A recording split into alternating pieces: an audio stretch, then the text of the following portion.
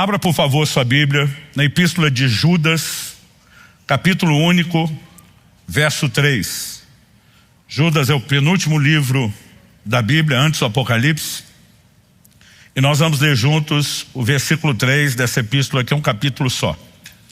Esse texto vai ser tanto o nosso ponto de partida como o trilho da nossa reflexão. Antes de começar a leitura, que eu vou fazer na Nova Almeida atualizada, eu só queria lembrar que domingo passado eu preguei uma mensagem aqui intitulada A Responsabilidade de Crer.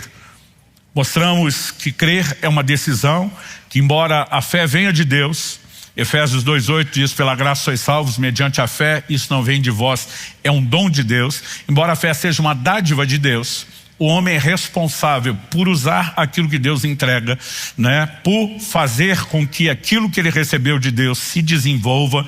E depois de ter construído isso, nós terminamos dizendo: se quiser saber como ter mais fé, foto domingo que vem, Então não é necessariamente uma série, mas as mensagens elas se mesclam e eu posso chamar isso de uma continuação do assunto. Então vamos lá, Judas, capítulo único, verso 3. Amados, quando eu me empenhava para escrever-lhes a respeito da salvação que temos em comum, senti que era necessário corresponder-me com vocês, para exortá-los a lutar pela fé, que uma vez por todas foi entregue aos santos. Eu queria que a gente desse destaque a uma chamada especificação que é feito aqui, que é o motivo da exortação, Ele diz: exortá-los a lutar pela fé. Se não for pedir muito, repita comigo: lutar pela fé. Só mais uma vez, como se você tivesse tomado café da manhã. Vamos lá. Lutar pela fé. Lutar pela fé. Por que a turma acha que tomar café faz a gente falar mais forte a frase? Eu não sei, Mas é espontâneo, a frase saiu. Vamos lá. Judas, ele diz: enquanto eu estava aqui me empenhando, considerando o que escrever, senti, e esse sentir não é um sentimento humano qualquer, Considerando que nós temos parte da Escritura, da inspiração divina, senti claramente um direcionamento de Deus a exortar vocês, por meio dessa correspondência, dessa carta, a fazer algo: lutar pela fé. Agora, não é só lutar pela fé, ele diz que uma vez por todas foi entregue aos santos. Se a gente pegar só a expressão lutar pela fé sozinho, ela poderia, inclusive com o contexto do versículo seguinte, que é Judas 4, talvez remeter à ideia de que nós estamos falando de questões apologéticas, a proteção do conteúdo doutrinário, porque na sequência ele afirma: pois certos indivíduos cuja sentença de condenação foi promulgada há muito tempo se infiltraram no meio de vocês sem serem notados. São pessoas ímpias que transformam em libertinagem a graça do nosso Deus e negam o nosso único soberano e Senhor Jesus Cristo. Se a gente olhar só o versículo seguinte, o contexto imediato, pode ser que está falando da fé como uma expressão de vida cristã, mas muito mais relacionada ao que acreditamos como doutrina. Na verdade, quando nós olhamos para a orientação de Judas, ela é mais profunda. Quando ele diz a fé que de uma vez por todas foi dada aos santos, ele está dizendo: Deus deu uma fé só para todos os santos em todas as épocas. Quando chega o verso 20, por exemplo, de Judas 20, ele vai dizer o seguinte: edificando-vos sobre a vossa fé santíssima, e aí vem a afirmação, orando no Espírito Santo. Quando ele diz vocês, meus amados, edificando-se sobre a fé, a palavra edificar é construir, Chamamos de edifício um prédio, uma construção. Como se constrói sobre a fé? Aqui ele não está falando meramente de proteger a doutrina. Ele está falando de uma fé que se fortalece, de uma fé que aumenta. Por quê? As experiências extraordinárias de fé que lemos ao longo da Escritura não foi algo que Deus deu ou aleatoriamente, ou sorteou uns poucos privilegiados, Eu não sei você, mas eu desde garoto, lendo as histórias de fé na Bíblia, eu ficava enlouquecido. Você pega, por exemplo, o Antigo Testamento, a palavra fé quase não aparece, mas quando você pega Hebreus 11, o que nós chamamos a galeria dos heróis da fé, pela fé Abraão, pela fé Moisés, atos de fé de cada um deles, a ponto do escritor dizer: me faltará tempo se eu for falar de cada um deles. Todos eles, que são ali mencionados, viveram experiências extraordinárias com Deus. Mas será que a fé foi uma dádiva única de Deus para alguns poucos indivíduos selecionados viverem algo espetacular e o resto de nós apenas ficar babando na experiência deles sem poder ter acesso a isso? Eu quero te garantir que não. A mesma fé que Deus deu aos santos do Antigo Testamento, a mesma fé que Deus deu aos santos do Novo Testamento, é a fé que de uma vez por todas foi dada a todos. Mas quando Judas está dizendo lute por ela, ele está dizendo não ache você. Se você apenas ficar sentado de forma passiva, essa fé vai cair sobre você como uma fruta madura cai da árvore. Basicamente, nós precisamos entender, a fé procede de Deus. Mas o que eu e você fazemos com aquilo que recebemos de Deus é outra conversa. Já falamos que temos a responsabilidade de exercitar a fé, de fortalecer a fé na semana passada, mas hoje eu quero te desafiar a realmente batalhar por isso. Eu queria, além de reconhecer o quão essencial é a fé, né, o que temos feito ao longo desse tempo, falar especificamente sobre o uso dessa fé diante de circunstâncias. Evidentemente que a fé em Deus não se limita apenas a vencer problemas. Nós sabemos, né, que a Escritura diz, Paulo escreve em 1 Coríntios capítulo 15, se é só para essa vida que esperamos em Cristo, nós somos de todos os homens os mais dignos de lástimas, os mais infelizes, porque a nossa fé é para algo muito maior do que somente intervenções de Deus nessa vida. O que nos aguarda na eternidade é ainda melhor. Mas quando ele diz que é só para essa vida que esperamos, ele não está dizendo que não podemos esperar intervenções de Deus aqui agora. Aliás, em 1 João 5, a Bíblia diz, essa é a vitória que vence o mundo, a nossa fé. Quando eu e você enfrentamos adversidades, quando eu e você enfrentamos circunstâncias difíceis, a forma de experimentar a intervenção da parte de Deus, de andarmos em vitória, segue sendo por meio da fé. A Bíblia diz, sem fé é impossível agradar a Deus. Sem fé ninguém recebe coisa alguma de Deus. Tiago é claro, ele começa falando, se algum de vocês tem falta de sabedoria, peça a Deus, que a todos dá liberalmente. Mas na sequência ele diz, peça porém com fé, não duvidando, porque o que duvida, não pense tal homem que receberá do Senhor coisa alguma. Nós já afirmamos aqui semana passada que Deus não responde necessidade, Ele responde fé. Romanos 5:2 diz que é pela fé que nós temos acesso à graça, aos depósitos da graça. Se queremos viver abundância, se queremos viver intervenções de Deus, precisamos entender isso. E eu não sei você, mas desde a minha adolescência havia dentro de mim um clamor, o desejo de experimentar aquilo que outros que viveram antes de nós, ou mesmo no nosso tempo, em outros lugares do mundo, estavam experimentando em termos da intervenção de Deus. Quando ele diz batalhar pela fé, que de uma vez por todas, a primeira ênfase que eu quero dar, esse é o meu primeiro tópico, é que a mesma fé do início deve ser preservada. Sabe, ler os milagres de Jesus é algo incrível, fantástico no Novo Testamento, mas muitas vezes nós ficamos pensando, ele viveu isso tudo porque era Jesus. Esquecemos que ele mesmo disse, quem crê em mim fará as obras que eu faço e até maiores. Jesus está dizendo, a fé pode nos levar a viver isso. Nós vimos semana passada que o pai daquele menino endemoniado fala para Jesus, trouxe meu filho para os seus discípulos, eles não puderam. Se o Senhor pode, resolve aí. Ele está transferindo. Jesus pega a batata quente e joga de volta no colo dele, diz, se podes. Jesus literalmente remedou ele e diz, tudo é possível ao que crê. A possibilidade que acessa o poder de Deus, portanto a possibilidade não depende meramente do Deus que agirá, depende de quem crer, porque é por meio da fé que nós acessamos esse poder.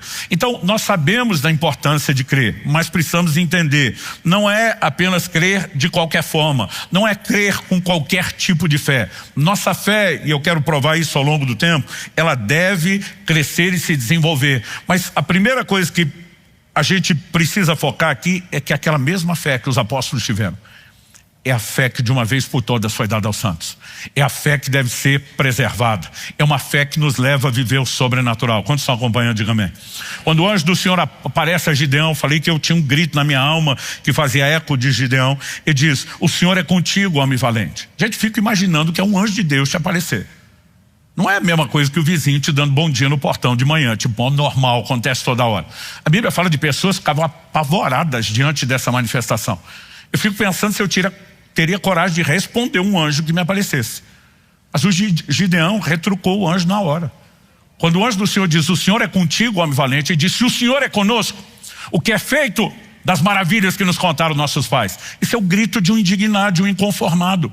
Se o Senhor é conosco, então cadê a unção de sinais e maravilhas da geração de Moisés? Cadê a unção de conquista da geração de Josué? Se o Senhor é conosco, por que é que nós não estamos tendo as mesmas experiências? Se o Senhor é conosco, onde está o mover? Onde está o sobrenatural? O que você precisamos entender é que Deus não faz acepção de pessoas. Eu nunca aceitei a ideia de Deus ter filhos prediletos, a menos que fosse eu, aí eu poderia abrir uma exceção, não é? Porque cada vez vez que você olha para alguém que experimentou algo, eu e você precisamos entender, aquilo é um convite, ou deveria ser um convite para mim e para você. Eu e você também podemos experimentar, eu e você também podemos acessar. E a Bíblia nos faz olhar para esses que viveram algo mais e diz: imite a fé que eles tiveram. Ou seja, é a mesma fé que foi dada aos santos. Nós não podemos simplesmente permitir que ela se dilua. Ah, pastor, mas a Bíblia diz que no tempo do fim ia ter uma escassez, declínio da fé. Uma coisa é Deus sinalizar o que as pessoas num comportamento negligente fariam, e outra é confundir isso com a vontade de Deus. Evidentemente que nós temos declarações bíblicas sobre isso. Lucas capítulo 18, verso 8, o próprio Jesus pergunta: contudo, quando vier o Filho do Homem, e não tem algo mais final do que isso, a vinda de Jesus, contudo, quando vier o Filho do Homem, achará porventura fé na terra? Jesus já estava sinalizando: quando eu voltar, fé será artigo escasso, raro na terra. 1 Timóteo capítulo 4, verso 1, ora, o Espírito afirma expressamente que nos últimos tempos alguns apostatarão da fé. Vai ter gente enfraquecendo da fé, perdendo a fé, claro que sim. Agora, esse é o plano de Deus? Não. Deus está sinalizando uma baixa resposta da humanidade ao seu propósito. Assim como quando a Bíblia diz: por se multiplicar no tempo do fim a iniquidade, o amor de muitos se esfriará. Não significa que ele queria que o nosso amor esfriasse. Pelo contrário, a mensagem você vê desde o início é: tenho contra ti que abandonaste o teu primeiro amor. Se as pessoas estariam falhando em relação ao amor, não significa que Deus espera que eu e você falhemos. Quem está entendendo? Então a exortação de Judas é muito apropriada, até porque ela já é escrita numa geração que está vivendo uma grande e intensa prática de fé. Ele está dizendo: lutem para preservar o mesmo tipo de fé.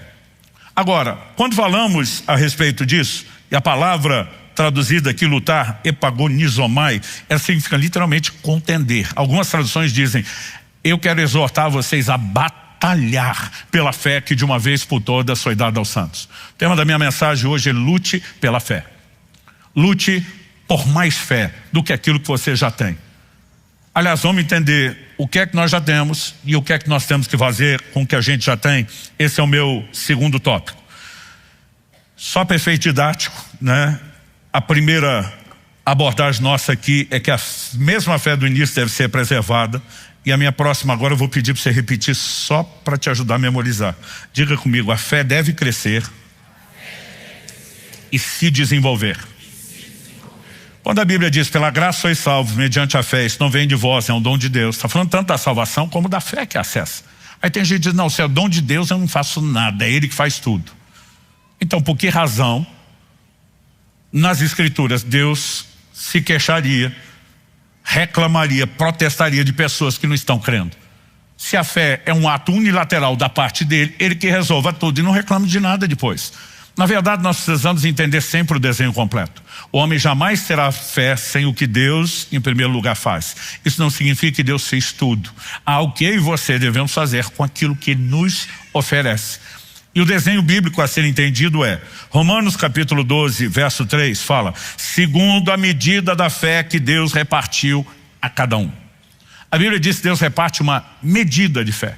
Isso não significa que a medida de cada um é diferente. Essa palavra aqui traduzida medida no original grego é metron. O que significa a palavra metron? Nós temos a influência disso nas línguas latinas. No português nós usamos como metro, mas ela significava medida ou vara gradual para medida, uma régua grande para medir metros. Basicamente, a Bíblia não está dizendo que Deus deu uma medida para um, outra medida para outro. O que Ele dá para cada um de nós é uma medida. Todos têm acesso a uma medida. Isso significa que você já tem toda a fé que podia ter? Não. Você tem algo para começar. E agora você precisa fazer algo com aquilo que você recebeu. Como sabemos disso? Em segunda carta de Paulo aos Tessalonicenses, no capítulo 1, no verso 3, ele diz: pois a fé que vocês têm cresce cada vez mais. Ele não só fala de crescer, mas ele fala de um crescimento progressivo. Ao ver da revista atualizada, em vez de traduzir cresce cada vez mais, traduziu cresce sobremaneira. Eu, curioso, fui xeretar, e a palavra no original grega, traduzida como sobremaneira, é hiperauxano, e ela significa aumentar sem medida, crescer extraordinariamente. Basicamente, né, o apóstolo Paulo estava falando aos Tessalonicenses: a fé de vocês cresce pra caramba. Ele diz: mas está crescendo é muito. Como diria o mineiro do interior, está crescendo com força, né? Nós precisamos entender que a fé, ela não apenas pode, ela deve crescer e se desenvolver. Na semana passada nós abordamos aqui o mal entendido de Lucas capítulo 17. Quando Jesus disse: se tiverem fé como grão de mostarda, vocês vão dizer para essa moreira: arraiga-te daqui, planta-te, né, do lado de lá e será assim. E aí você vê pessoas interpretando como se Jesus estivesse falando do tamanho da fé. Aliás, a NVI, a Nova Versão Internacional, uma tradução que eu gosto, né, que nos ajuda a elucidar muitos textos, mas porque é uma tradução por equivalência, não por literalidade. Ou seja, além de traduzir, tenta explicar. Às vezes fala demais na explicação e pode não ser precisa. Ela traduziu esse texto: se tiverem fé do tamanho de um grão de mostarda, que é um conceito equivocado antigo dentro da igreja. Por que eu digo equivocado? Se uma fezinha do tamanhozinho de um grãozinho de mostarda, abordamos isso semana passada, resolve tudo, por que motivo nas escrituras Jesus condenaria várias vezes os discípulos por uma fé pequena? Mateus capítulo 6, verso 30, ora, se Deus veste assim a erva do campo, que hoje existe, amanhã lançada no forno, não fará muito mais por vocês, homens de pequena fé? Ele não está elogiando eles. Mateus capítulo 8, verso 26, porque vocês são tão medrosos, homens de pequena fé. Mateus 14, 31, por Pedro, depois de duvidar ao caminhar sobre a água: homem de pequena fé, por que você duvidou? Mateus 16, 8, por que é que vocês estão discutindo entre vocês, homens de pequena fé, sobre o fato de não terem pão? Se uma pequena fé resolve tudo, ela seria motivo de elogio, não de confronto. Por outro lado, nós temos exemplos de uma fé grande. Mateus 15, 28, Jesus falando com aquela mulher sirofenícia, cananeia, e diz: mulher, que grande fé você tem, que seja feito como você quer. Em Mateus 8, 10, referindo-se a um centurião que vem pedir a Jesus para que cure um dos seus servos, a Bíblia diz: ao ouvir isso, Jesus ficou admirado e disse aos que acompanhavam: em verdade lhes digo que nem mesmo em Israel encontrei uma fé como essa. Por que diz nem mesmo Israel? O homem era um gentil. Jesus está falando, esperava-se que na comunidade de Israel, esses que têm aliança, que receberam a lei, que têm visto as intervenções do Todo-Poderoso, tivessem uma fé decente. Nem no meio desses que tem um histórico de relacionamento com Deus, eu vi uma fé do nível que eu encontrei nesse homem. O apóstolo Paulo, em 1 Coríntios 13, 2, ele diz: ainda que eu tenha tamanha fé a ponto de mover montes. O que move montes não é a fezinha do tamanhozinho de um grãozinho de mostarda. Ele fala tamanha fé. Isso no interior do Paraná a gente diria uma baguada, uma fé, né? Uma fezona, é uma fé grandona. Então, evidentemente, recebemos uma medida, mas o que nós temos pode ser pequeno. Essa medida pequena nisso, ela pode crescer cada vez mais, ela pode se tornar grande, e quanto maior a expressão de fé, maiores as manifestações de Deus que poderemos experimentar, até mesmo, né, esses obstáculos intransponíveis, essas montanhas poderão ser movidas. Em Atos, no capítulo 6, no verso 5, falando de Estevão, um dos 7 primeiros diáconos da igreja, a Bíblia diz: então elegeram Estevão, homem cheio de fé. Essa expressão cheio de fé, né, ele está dizendo que ele tinha a medida completa. Então a fé tanto pode como ela deve se desenvolver. A pergunta é: como isso acontece? Como trabalhamos essa medida inicial recebida para que ela cresça? Nós adiantamos uma parte desse assunto semana passada, quando explicamos o significado de Jesus falar fé como grão de mostarda, que ele não falava do tamanho, ele falava do princípio. Você tem algo pequeno que é multiplicar.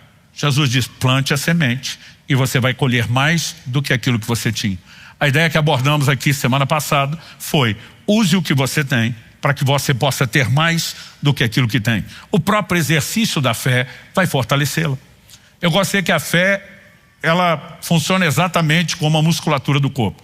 Se você trabalha, se você bota para trabalhar, para movimentar, para exercitar, você pode desenvolver. Se você não usa, ela atrofia. Então você pode hipertrofiar, aumentar o músculo, ou você pode atrofiar, né? Perder força e massa muscular. Tudo depende do uso. E tem muitos cristãos acomodados que não usam a fé para nada. Ela está atrofiada. Outro dia alguém falou: pastor, mas o senhor vai dizer que todos os problemas que o senhor tem, você resolve com fé? Eu falei: claro que não, tem questões que são muito práticas e a Bíblia nos orienta a isso. Então, por exemplo, a gente não vai só aplicar fé para proteção e não fazer nada no que diz respeito a isso. O Senhor já dizia lá em Deuteronômio, se você construir uma casa, faça um muro em derredor, para que se alguém cair do terraço, você não seja culpado do sangue. Então Deus não está dizendo que a gente se livra de tudo quanto é muro para peito para viver só de fé. Mas ao mesmo tempo, não quer dizer que a gente também vai viver só do natural e que nunca vai ter fé. Então alguns cristãos falam, não, esse povo quer crer para tudo, é um exagero. E vão para outro lugar que não quer crer para nada. Entre exagero e outro, eu prefiro estar na turma que crê e ver Deus agir. Agora, ainda que você não vai exercer fé para tudo, quanto mais exercitamos a fé, mais essa musculatura se desenvolve. Agora, há algo que eu e você podemos fazer além do exercício da fé? É lógico, você acreditou em Deus, usou aquilo, funcionou, da próxima vez você diz, estou pronto para outro. Existe um fortalecimento, mas há algumas coisas que além do exercício nós podemos fazer, e esse é o tópico principal, né, da minha mensagem, o terceiro. Uma pergunta: como podemos aumentar, fortalecer a fé? E basicamente eu quero te adiantar uma resposta pronta. Eu acredito que essa é uma das ferramentas mais importantes quando falamos da vida cristã do dia a dia. As disciplinas espirituais. Final do ano passado, quando lançamos aqui meu novo livro, O Caminho da Obediência, eu lembro de compartilhar uma mensagem aqui intitulada A Bênção da Obediência. A gente termina dizendo, olha, Deus decidiu nos resgatar da maldição da lei, as consequências da desobediência, para nos levar à bênção de Abraão. É a obra de Cristo que nos empodera à obediência, e a fim de que nós recebêssemos o Espírito prometido. Nós dissemos que em toda essa preparação Deus nos deu uma nova natureza, Deus empoderou a nova natureza, colocando a presença do seu Espírito em nós, mas que isso não é automático e espontâneo. E a gente termina com a lição prática de Romanos 8, a partir do verso 5. Os que se inclinam para a carne, cogitam das coisas da carne. Os que se inclinam para o Espírito, cogitam das coisas do Espírito. E nós falamos, não adianta você ter uma nova natureza no seu Espírito e você se inclinar para o lugar da carne, que é onde ainda se encontra sua velha natureza. Sua inclinação determina quem estará no controle. E, pastor, como podemos viver inclinação no Espírito? Nossa resposta aqui foi disciplinas espirituais. Eu amo ler a biografia de homens e mulheres de Deus, principalmente aqueles que marcaram gerações, escreveram história, se tornaram exemplos de piedade. A Bíblia fala sobre seguirmos a fé dessas pessoas. Eu amo ler essas histórias, me abastecem, me alimentam. Agora, quando eu olho para biografias que eu tenho lido ao longo de 2000 anos de história, os ícones, sabe o que todos eles tinham em comum? Todos, sem exceção, disciplinas espirituais. Pastor, o que significa disciplina? Disciplina é aquilo que você faz porque tem que ser feito, independente de ter vontade ou não. Um dia desse alguém me perguntou, pastor, nessa fase nova da vida, treinando, todo dia o senhor acorda com vontade de fazer exercício? Falei, claro que não. A gente não faz só porque tem sentimentos favoráveis, a gente faz porque tem que ser feito, então você vai fazer com ou sem vontade. Curioso é que quanto mais tempo você faz, independente de ter vontade, você passa a ter vontade, sentir a necessidade, porque você está colhendo os benefícios, né? E a importância de fazer aquilo. Eu digo com disciplinas espirituais não é diferente. Quem treinou, já treinou, sabe, quanto mais você treina, mais quer treinar, mas quanto menos treina, menos quer treinar. Basta a temporada, uma lesão, uma viagem de férias, que a gente relaxou. Daqui a pouco você já levanta. Um dia desse, minha esposa falou, você não está animado. Falei, amor, tem gente que treina na força de vontade. Hoje eu estou tentando ter força, porque vontade não tem, né? Tem hora que você já percebe, estou perdendo o ritmo. Na vida espiritual não é diferente. Quanto mais o crente ora, quanto mais lê a Bíblia, quanto mais adora, quanto mais jejua, mais quer fazer.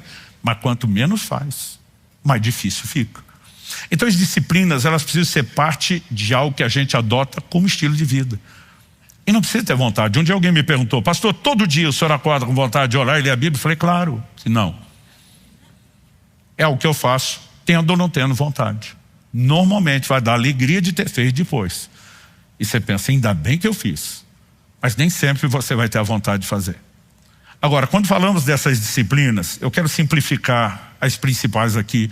Não dá tempo de falar sobre isso, né? Honestamente, eu tenho visto as disciplinas espirituais aparecer em tantos assuntos. Essa questão da inclinação que é tão forte. O que vamos falar hoje sobre a fé, né? Que eu já comecei a escrever um outro material só sobre as disciplinas espirituais. E eu estou convicto de que nós precisamos dar mais valor a isso. Pastor, o que são disciplinas espirituais? Vamos lá. Práticas que nós precisamos desenvolver né, no dia a dia. Primeira delas, leitura e meditação da palavra. Segunda delas, vida de oração. Terceira, louvor e adoração. Quarta, jejum. Pastor, são as únicas? Não, são as principais e as únicas que dá tempo de inserir rapidamente aqui um comentário sobre cada uma delas. Quando nós falamos de leitura e meditação bíblica, gente, nós não estamos falando apenas de conhecer, de acessar informação, de conhecer o credo. Quando falamos das disciplinas espirituais como inclinação à nova natureza, nós lembramos o quê? Quando você nasceu de novo, e Jesus explicou para Nicodemos: o que é nascido da carne é carne, o que é nascido do espírito é espírito. Quando você nasceu segundo a carne, você recebeu um DNA corrompido do primeiro Adão. Quando nasceu no seu espírito, você recebeu uma nova natureza do último Adão, da nova matriz. Mas ela veio no seu espírito. E quando você nasceu de novo, assim como quando você nasceu pela primeira vez, né, na carne, você nasceu um bebê. Você tinha um potencial a ser desenvolvido, mas não nasceu com toda a coordenação motora pronta, com conhecimento, com habilidades. Éramos extremamente dependentes. Agora, espiritualmente não é diferente. 1 de Pedro 2,2 diz: como crianças recém-nascidas, tipo bebê espiritual, você tem o potencial, mas não está tudo pronto. O que eu preciso para crescer? Diz: desejem o genuíno leite espiritual a fim de crescerdes para a salvação. Para crescermos no plano espiritual, nós precisamos de alimento. Aliás, eu dei um exemplo agora há pouco sobre a musculatura da fé ser exercitada. Tem gente atrofiada porque não treina. Mas quem treina sabe que não adianta só treinar e não comer. Se você quer resultado, principalmente, não estou falando só de alta performance, mas até para hipertrofia muscular, tem que comer.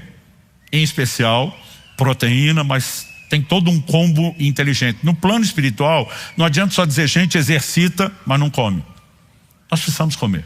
Qual é o alimento espiritual? Mateus 4,4, Jesus diz: nem só de pão viverá o homem, mas de toda palavra que sai da boca de Deus. Então a palavra de Deus é alimento para o seu espírito, que é onde a fé opera. Daqui a pouco vou falar melhor sobre o fato da fé ser do espírito. Aliás, Romanos 10,17 diz: a fé vem por ouvir, e ouvir a palavra de Cristo. Porque a mesma palavra que alimenta o meu espírito, que é onde opera a fé, ela alimenta a fé. 1 Timóteo 4,6, você será nutrido pelas palavras de fé que pregamos. Nutrido, alimentado, né? Palavras de fé nutrem e alimentam o quê? Sua incredulidade? É claro que não. A palavra de Deus é alimento para a fé. Ninguém vai decidir ter fé só apertando um botão imaginário.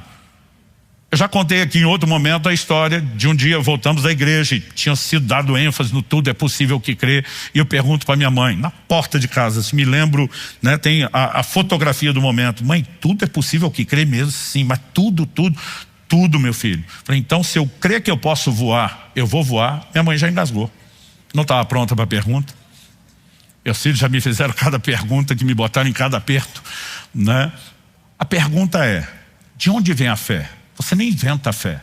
A fé é uma convicção e ela sempre é gerada pela palavra. Então, se você tiver uma palavra de Deus para voar, você vai ter fé para voar. Se não tiver, você não inventa. E nós queremos ter fé para algumas coisas sem ter o que gera a convicção, o alimento da fé.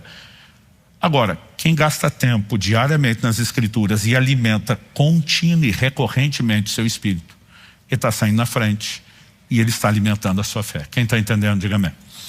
Segunda coisa, aliás, aqui eu queria mencionar a frase de F.F. Bosworth, é chamado Deão da Cura Divina.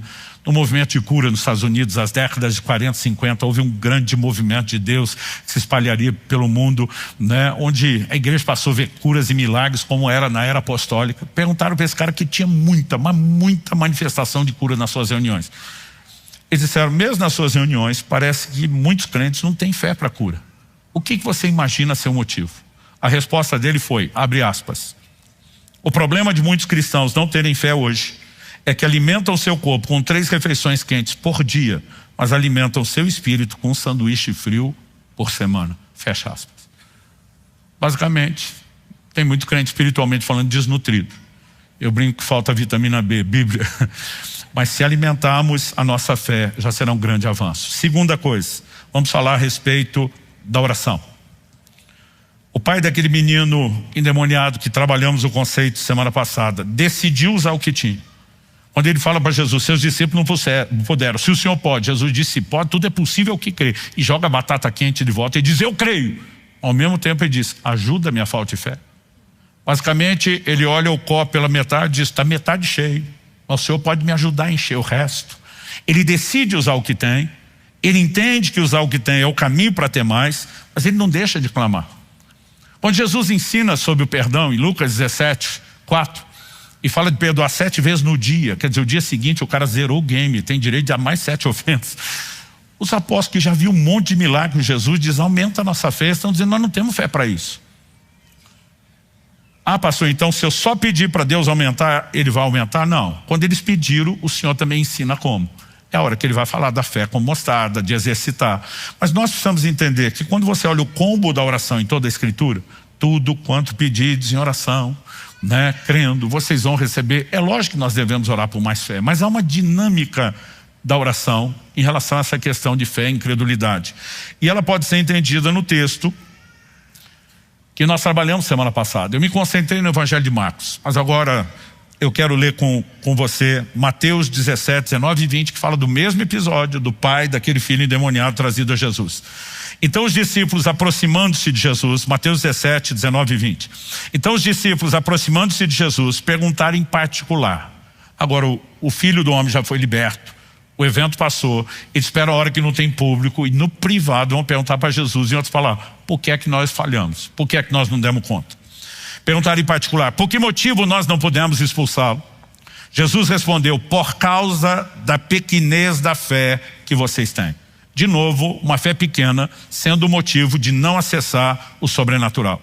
E aqui na sequência ele vai dizer, pois em verdade lhes digo que se tiverem fé como um grão de mostarda, dirão esse monte, mude-se daqui para lá, ele se mudará, nada lhe será impossível. É lógico que Jesus não estava falando de uma fé pequena, porque ele acabou de dizer que a fé pequena era o motivo de não ver o sobrenatural. Então Jesus está dizendo, qual foi o motivo? Falta de fé. Mas na sequência, nós temos o verso 20, e aí vem uma frase entre colchetes. Já digo o que significa entre colchetes, a maioria das versões está assim. Mas esse tipo de demônio só pode ser expulso por meio de oração e jejum. Uma frase entre colchetes é um código para sinalizar o quê? Essa frase entre colchetes está em muitos manuscritos antigos, mas não consta nos mais antigos. Que bandeira de alerta é essa? Normalmente você pega, por exemplo, os manuscritos do Mar Morto, são antiguíssimos, né? Localizados até recentemente, mas numa data antiga. Você pega o livro de Isaías, cada vírgula, cada detalhe, tudo bate. Eles eram muito meticulosos nas transcrições e elas sempre, né, foram confiáveis por reproduzir exatamente o mesmo conteúdo. Agora, esses textos entre colchetes, eles estão em manuscritos. Não quer dizer que sejam novos, mais novos que alguns mais antigos, mas não estão no antigos. Aí a pergunta é, esses antigos, vindo de uma linha de cópia, pode ter perdido algo, e esses não são tão antigos, preservaram, ou alguém acrescentou aqui algo que não tinha lá. Então eles são confiáveis o suficiente para entrar, mas tem uma advertência. E para nós que interpretamos Bíblia, a ideia é, não crie doutrina em cima do que está entre colchetes. Se ela cabe em todo o resto, a gente aceita que fica ali, mas a gente não parte disso. Então nesse texto nós só temos uma causa, é a pequenez da fé. Só que o Evangelho de Marcos e os evangelhos, quando dão um tipo de detalhe, outro dá o tipo de detalhe, eles não estão divergindo, eles estão completando a informação. No Evangelho de Marcos, no capítulo 9, versos 28 e 29, nós temos o mesmo episódio. Quando entrou em casa, os seus discípulos lhe perguntaram em particular, por que não pudemos nós expulsá-los? Respondeu-lhes, essa casta não pode sair senão por meio de oração. Agora aqui, entre parênteses, e jejum, entre colchetes, só jejum. Ou seja, todo e qualquer manuscrito, desde a antiguidade, mostra Jesus respondendo, essa casta só sai com oração. Então ele está dizendo, faltou oração.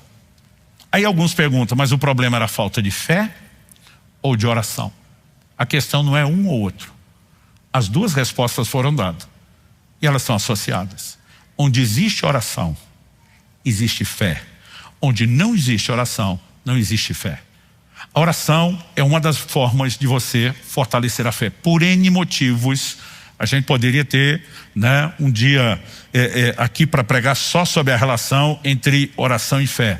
Mas há uma forma de oração específica, que essa, sim, ela é clara nas Escrituras como nenhuma outra. O mesmo Judas que no capítulo 3 diz, eu exorto vocês a batalhar pela fé que de uma vez por todas foi dada aos santos, e diz no verso 20, mas vós, amados, edificando-os, fazendo crescer, aumentar a vossa fé santíssima, orando no Espírito Santo. Ele fala de um tipo de oração específica. Oração no Espírito. O que é isso? O apóstolo Paulo, em 1 Coríntios 14, quando está falando sobre o falar em línguas, a linguagem sobrenatural de oração do Espírito Santo, ele diz: orarei com a minha mente, com o meu entendimento, mas também orarei com o meu espírito. Quando era garoto, a turma dizia: vamos orar em espírito, significava orar baixinho. A definição bíblica de orar em espírito não é baixinho, é oração em línguas. A Bíblia diz que o que fala em línguas edifica-se a si mesmo. É uma linguagem de edificação. Judas está dizendo que você se edifica na sua fé, orando no Espírito Santo. Ainda que você não entenda o que está falando, porque a Bíblia diz que o que fala em línguas fala mistérios. A pergunta: que mistérios são esses que nós estamos falando? Alguns sugerem, são os mistérios da palavra, não são eventos catológicos futuros. E a própria revelação da palavra que passamos a orar em algum momento, ela vem do Espírito e começa a penetrar a nossa mente. Eu gastei 1 ano trancado 4 horas por dia, toda manhã no meu quarto, das 7 às 11. Na época, eu comecei a trabalhar num banco, do meio-dia às 6, 6h30, saía de lá e ia para a escola. Eu protegi minhas manhãs. Ainda era solteiro, né? Estava naquela fase do início da juventude. Então, trabalho de escola, era de madrugada, era fim de semana, aquelas manhãs eram protegidas. Das 7 às 11, eu ficava trancado no quarto orando, a maior parte dessas 4 horas, orando em outras línguas. Eu estava descobrindo essa ferramenta. Eu não consigo explicar em 6 meses o que é que aconteceu com a minha fé. Eu comecei a viver milagres como nunca antes eu vi. Tudo aquilo que as pessoas falavam, pregavam, que na minha cabeça reagia impossível, aquilo que assustava, começou a se tornar próximo, acessível. Eu comecei a experimentar. E, evidentemente, a gente pode gastar muito tempo falando sobre isso. Eu tenho um capítulo inteiro no meu livro falando em línguas, só mostrando o porquê produz edificação na fé. Mas o que nós precisamos não é esgotar o assunto, é entender que se essas ferramentas forem usadas, elas vão fortalecer a nossa fé. Terceira prática, louvor e adoração. Gente, por que é que o crente louva a Deus? Deus não é carente. Deus não tem problema de autoestima. Ele não precisa ser reconhecido como grande. Ele não precisa, com o perdão da palavra, né, de uma lambida de adoração todo dia para sentir um Deus melhor. Paulo prega em Atenas e diz: Deus não é servido por mãos humanas como se precisasse de coisa alguma. A adoração não vai beneficiar Deus. Ele é o mesmo antes e depois da adoração. Ele é completo, ele é absoluto em si mesmo. Ele não tem falta de nada. Agora a adoração nos muda. Por quê? Salmo 22 diz: Deus habita no meio dos louvores. Nós nos expomos à presença dele. Efésios capítulo 5, quando falei aqui das inclinações, falei da importância do louvor e adoração como disciplina. Não vos embriagueis com vinho, no qual há dissolução, inclinação à carne, mas enchei-vos do Espírito, como? Falando entre vós com salmos, hinos, cânticos espirituais. Pobre do crente que adora só 2 reuniões, a celebração domingo e a célula durante a semana. Isso é algo para a gente fazer todos os dias. E não estou falando meramente de música, um coração que foca a grandeza de Deus. Por quê? Porque isso vai afetar a nossa fé, com certeza. Em Romanos, no capítulo 4, no verso 12, a Bíblia fala daqueles que andam nas pisadas da fé que Abraão, nosso pai, teve. Abraão é chamado de o pai da fé, porque é um modelo de fé a ser seguido. Agora, o que é andar nas pegadas? Imagine alguém que andou na praia, e aí vem o outro atrás colocando o pé exatamente na pegada deixada. Agora, se ele estava andando devagar, as pegadas estão próximas. Se ele passou correndo, as pegadas estão distantes. E quem vai imitar, não vai imitar só o trilho. Para conseguir pisar, vai ter que imitar o ritmo. Quem está entendendo?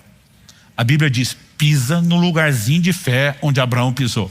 Como Abraão funcionou na sua fé? O mesmo capítulo 4 de Romanos vai dizer agora do Zé, eu citei antes o 12 das pegadas, agora do 18 ao 21. Abraão, esperando contra a esperança, creu, para vir a ser pai de muitas nações, segundo lhe havia sido dito, assim será a sua descendência. E sem enfraquecer na fé, porque alguns enfraquecem na fé, atrofiam a musculatura da fé, mas ele não, sem enfraquecer na fé, levou em conta o seu próprio corpo já amortecido, tendo ele quase 100 anos, e a esterilidade do ventre de Sara. Isso havia uma vida inteira, a esterilidade. Já era impossível ter filhos. Agora, não bastasse o problema de antes, agora ele está numa idade que a Bíblia diz que seu corpo está amortecido. E o texto continua e diz assim: não duvidou por incredulidade da promessa de Deus, mas pela fé se fortaleceu. Como? Dando glória a Deus, estando plenamente convicto de que Deus era poderoso para cumprir o que havia prometido. Como que Abraão se fortaleceu? Eles nem tinham espelho na época, mas para contextualizar. Olhava no espelho, o espelho dizia, já era, não tem chance de ter filho. Ele dizia, eu não preciso olhar para você, espelho. Eu olho para cima, eu conto as estrelas do céu, assim será minha descendência. Deus prometeu, Ele é fiel para cumprir, Ele é poderoso. Ele ficava exaltando e dizia, Deus, esse corpo amortecido, a esterilidade de uma vida inteira no ventre da minha mulher não é nada diante da grandeza do Senhor, da força do seu poder. Enquanto ele está focando o Deus de solução e não o problema, a fé está se fortalecendo. O problema da maioria dos crentes é que até quando vão orar eles não conseguem ter fé, porque ele está focando o problema. As pessoas gastam tempo demais em oração contando para Deus o tamanho do problema. Eu lembro até hoje, no meu primeiro ano de ministério pastoral, gente, numa reunião de oração, passei perto de uma irmã, ela chorava tanto, me chamou a atenção, imaginei que nível de quebrantamento é esse. E quando eu parei, ela estava orando assim, meu Deus, esse problema está tão sério, tão complicado, que honestamente eu acho que nem o Senhor consegue resolver. Eu falei, que oração é essa? Alguns de nós estamos lá tentando explicar para Deus o quão assustador são os problemas, e nós estamos massacrando a nossa fé em oração. Alguém falou com muita propriedade, em vez de falar do tamanho dos seus problemas para Deus, fale de tamanho de Deus para os seus problemas. Sabe, é aí que entra não só a confissão da palavra, mas nós precisamos entender o que é uma linguagem de louvor e adoração. Aqueles 12 espias que Moisés envia, tem um papel significativo. 10 deles vão dizendo, olha, a terra é boa. Tipo, não é que Deus mentiu, mas tem gigante, eles habitam cidade fortificada, as cidades estão nos altos dos montes. Tipo, não temos chance. Do outro lado, Josué e Caleb diz, e daí que tem gigante? Ausentou-se deles a sua segurança, o Senhor é conosco, nós vamos consumi-los como pão. Eles não estão olhando o tamanho do problema, eles estão dizendo do lado de cá, nós temos um Deus grandão, nós vamos atropelar esses miseráveis desses gigantes. Eles vão descobrir que grande é quem está dentro de nós, grande é aquele que nos move. Meu querido, a perspectiva de quem vive louvor e adoração era colocada na grandeza de Deus, não nas circunstâncias. Quanto mais tempo eu e você gastamos louvor e adoração, mais a nossa fé se fortalece.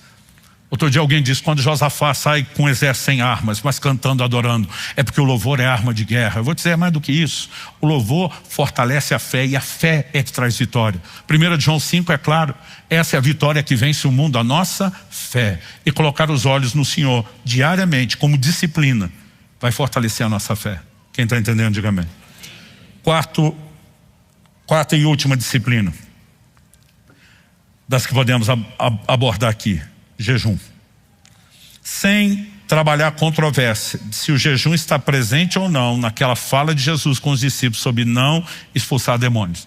É evidente que no contexto bíblico o jejum também está relacionado com questões de batalha espiritual. Você vê no jejum de Daniel, o anjo aparece, né, falando como ele foi resistido pelo príncipe da Pérsia por 21 dias, mas Miguel enviado em socorro. Quando Jesus vai enfrentar Satanás no deserto, vai para o jejum. Então, nós sabemos que essa ferramenta sempre está relacionada a esse ambiente. Mas para simplificar a ideia, se oração é uma forma de vencer a incredulidade, ter mais fé, e o jejum e a oração caminham juntos, não dá para excluir. Mas acho que é uma lógica por trás do jejum e a gente pode simplificar. A fé é do Espírito. Romanos 10:10 diz, se com o teu coração creres. Fé não tem a ver com a alma, que é a sede da razão, dos sentimentos, da vontade. Aliás, quando a Bíblia fala do combate da fé, normalmente a briga, a batalha que travamos é contra o intelecto. A razão te diz para ser cético, é contra os sentimentos. Jesus fala para Jairo, que foi notificado, olha, sua filha morreu, tipo, deixa o mestre em paz, não tem mais nada a ser feito. Jesus fala para ele, não temas, crê somente. Se deixamos determinados sentimentos entrar, como o medo, a fé vai embora. Mas se nos posicionamos em fé, o medo é que tem que sair. A fé, ela não é das emoções, a fé não é da carne. A obra da carne vai nos arrastar sempre para o lugar de incredulidade. A fé é do Espírito. Agora, o que é que o jejum faz? Ao mortificar a carne e afligir a alma, ele remove aquele entulho que está sufocando o espírito, que é onde a fé opera. E combinado com a palavra, com oração, com louvor e adoração, você tem um espírito desentulhado, fortalecido para exercitar a fé. Todas as disciplinas espirituais, elas vão produzir impacto não só na consciência da nova natureza, mas na expressão da nossa fé. Elas são inegociáveis e nós precisamos dar mais atenção a elas. Quem está entendendo, diga amém. Eu quero que você fique em pé para parecer que está acabando.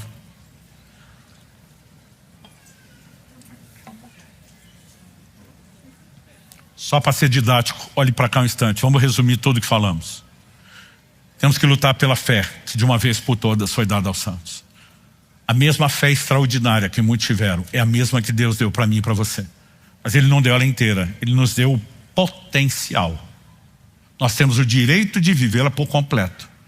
Mas nós temos que trabalhar para que essa fé cresça. E não fazemos isso só exercitando. Nós também precisamos entender o impacto que as disciplinas espirituais terão. Isso tudo somado é parte do que nós estamos dizendo, lutar pela mesma fé. Nós podemos ter uma fé diferenciada e viver todos os resultados igualmente diferenciados. E as disciplinas espirituais somadas ao exercício da fé, elas certamente nos guiarão a uma fé crescente. Você recebe essa palavra? Repito, fé para toda a relação com Deus. Mas nesse mês estamos tentando procurar estimular um nível de resposta em você a Deus, que permita você ver mais das intervenções de Deus no seu dia a dia. Essas intervenções vão glorificar o próprio Deus, vão colocar você numa espécie de vitrine, ou o que Deus fez na sua vida, né, inspirando a fé de outros, vai consolidar a nossa própria fé. Então, ainda que a gente não espere em Cristo só para essa vida, não quer dizer que também a gente não possa vê-lo trazer muita intervenção aqui e agora. Nós vamos nos posicionar. E a declaração é que venha um novo. Que venham experiências novas e maiores. Que venham, né, mais histórias de intervenções divinas para o currículo de cada um de nós. E que tudo isso seja para a glória de Deus. Amém? Pai, oramos por cada um dos nossos irmãos. E oramos que o entendimento da importância da resposta das disciplinas entre não apenas na mente, mas no coração. Oramos que o Senhor encontre em nós não só a determinação de praticar as disciplinas que farão com que a fé cresça. Oramos, ó Deus, que essa fome, esse anseio por viver essa medida cheia da fé, por fazê-la crescer, seja de fato algo que o Senhor use para trabalhar um despertamento interior em cada um de nós. Que possamos lutar pela fé que de uma vez por todas foi dada aos santos. Que possamos fazer isso debaixo, ó Deus, do incentivo correto, de, ó Deus, um despertamento que vem do alto. É a nossa oração, é o nosso clamor, em nome de Jesus. Amém.